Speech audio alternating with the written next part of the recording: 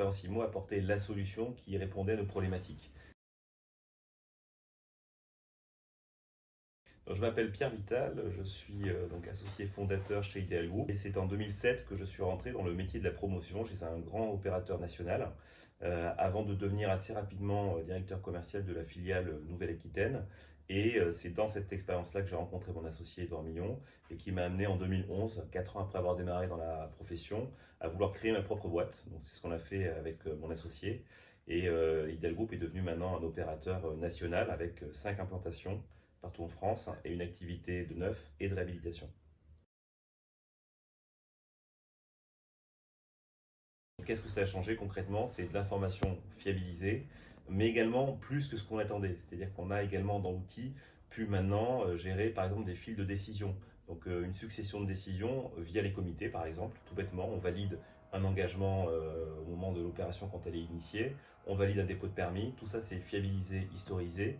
Donc on a eu en fait finalement l'information qu'on avait besoin à la base fiabilisée, mais également tout un cycle de décision qui est devenu beaucoup plus fort et avec du coup des strates de validation avec des gens qui vont être les décideurs d'engager un projet, mais également d'autres strates de décision comme le choix d'engager ou pas une dépense financière. Donc on a aussi pu gérer par cet outil-là tout un schéma de décision interne qui n'existait pas.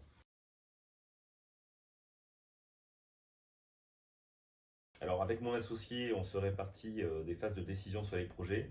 Moi, je suis plutôt sur tout ce qui est la phase développement.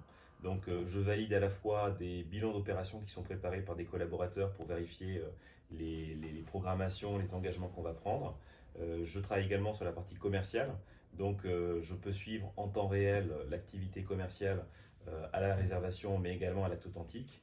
Et plus généralement, dans les grandes décisions, on est avec mon associé présent sur les différents comités.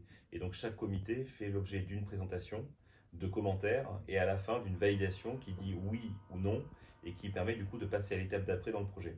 Donc moi j'interviens sur toutes ces différentes phases, mais qui sont une toute petite partie de l'outil.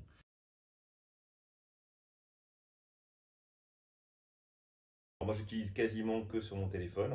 D'accord.